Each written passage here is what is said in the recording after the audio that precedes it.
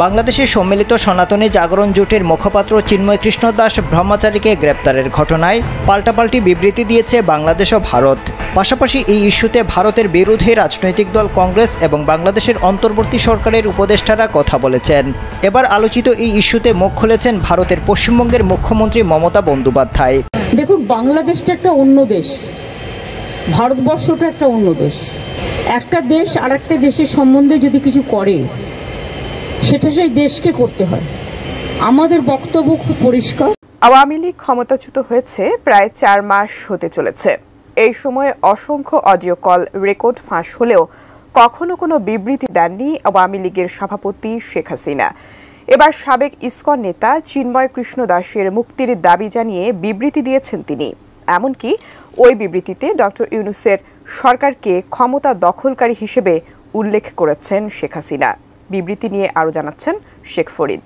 বাংলাদেশ এখন সন্ত্রাসের দেশ, চাঁদাবাজির দেশ, হত্যাকাণ্ডের দেশ, অবৈধ ক্ষমতা দখলকারীর হাতে বাংলাদেশ আজকে সেই সুনাম সম্পূর্ণভাবে নস্যাৎ হয়ে গেছে। বাংলাদেশ এখন ধ্বংসের পথে। সারা বাংলাদেশ এখন চলছে জেলা উপজেলা ইউনিয়ন পর্যন্ত মামলা দিয়ে হয়রানি করা হবে। আসসালামু আলাইকুম প্রিয় দর্শক শ্রোতা, ইসকনের মুখপাত্র চিন্ময় প্রভুর এবার মুক্তি চেয়ে হাসিনার বিবৃতি।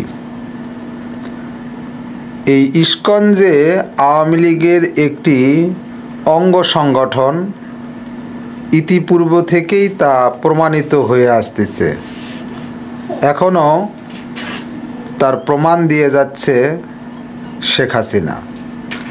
তাই শেখ হাসিনার পতনের পর এই ইসকনের মুখপাত্র চিন্ময় যে চক্রান্ত করতেছিল এটি স্পষ্ট।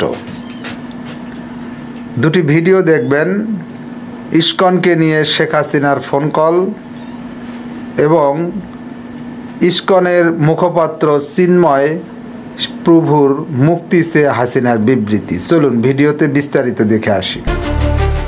চট্টগ্রামে আইনজীবী সাইফুল ইসলাম হত্যাকাণ্ডের প্রতিবাদ জানিয়েছেন আওয়ামী লীগ সভাপতি শেখ হাসিনা।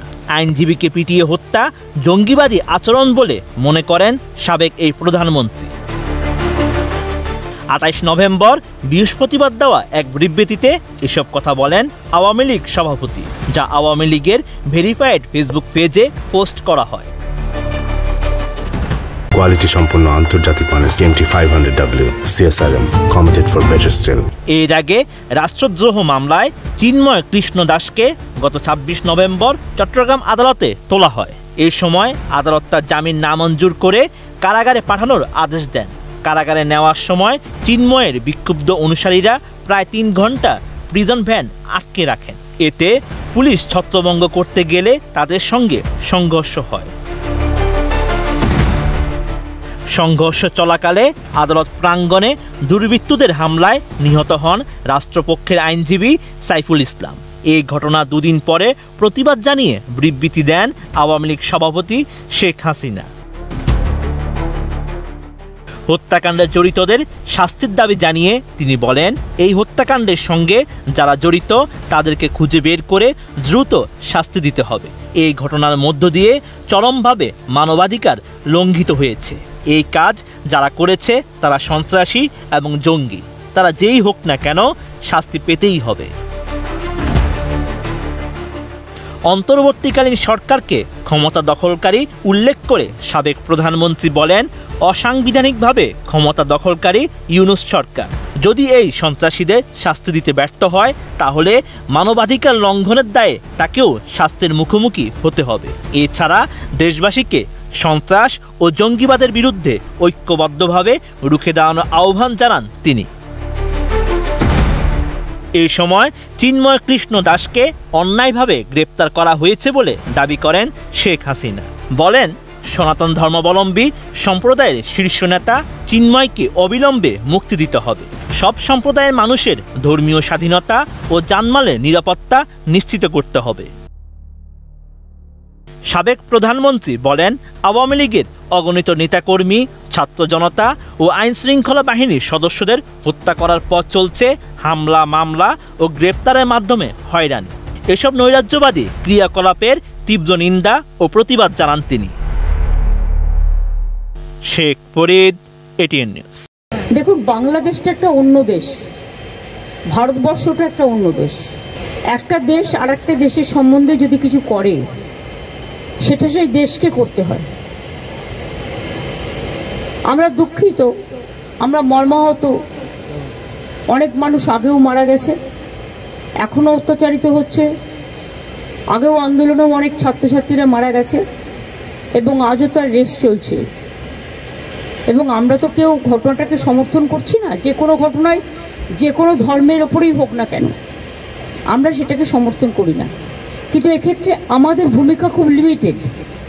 তার কারণ এটা হচ্ছে, যেহেতু আমরা আলাদা দেশ, বাংলাদেশ আলাদা দেশ, এটা ইন্ডিয়া গভর্নমেন্ট বাংলাদেশ গভর্নমেন্টের সাথে কথা বলতে পারে, বলে অ্যাকশন নিতে পারেন। আমরা এটুকু বলতে পারি যে আমরা এক্সটার্নাল অ্যাফেয়ার্স পলিসির ব্যাপারে তৃণমূল কংগ্রেসের স্ট্যান্ড হচ্ছে যে যখনই গভর্নমেন্টে থাকুক না কেন আমরা গভর্নমেন্টের স্ট্যান্ডটাকে সাপোর্ট করি। কাজেই আমাদের বক্তব্য খুব পরিষ্কার, কোনো ধর্মের ওপরেই, কোনো বর্ণের ওপরেই, কোনো জাতির ওপরেই কোনো অত্যাচারই আমরা মানি না। না হিন্দু, না মুসলমান, না শিখ, না খ্রিস্টান, আমরা সবাই এক। এটাই আমাদের প্রিন্সিপাল। সুতরাং বুঝলে, আমার কথা দিয়ে বুঝতে পারলেন, আমরা যেসব ঘটনা আজ নয় গত 1 বছর ধরে ঘটছে, প্রত্যেকটা ঘটনার জন্যই আমরা দুঃখিত।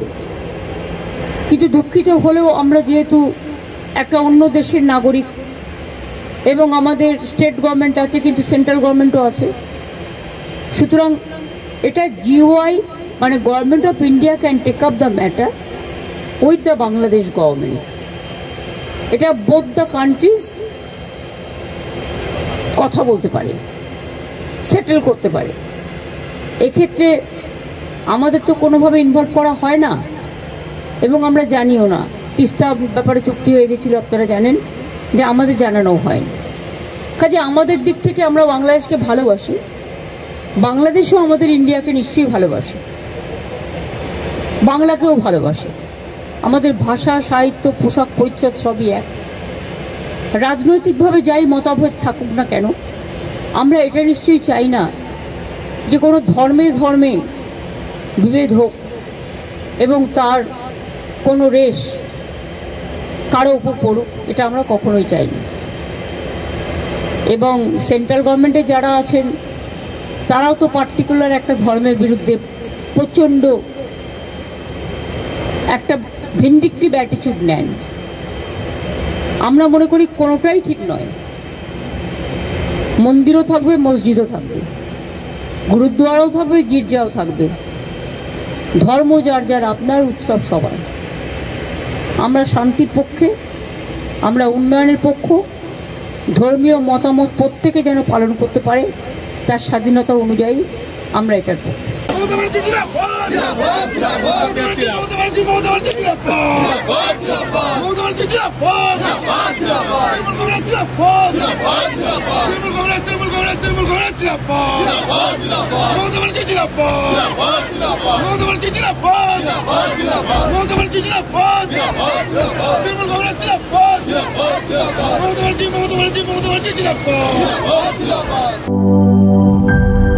গুড লাক পেনের সফট অয়েল বেসড ইঙ্ক দেয় নিখুঁত লেখার আত্মবিশ্বাস। Good luck pen, make your lakh.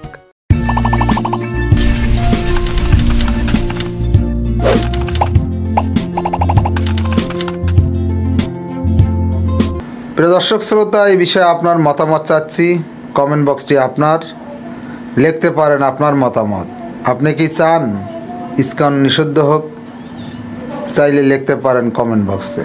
আজকে পর্যন্তই, আল্লাহ হাফেজ।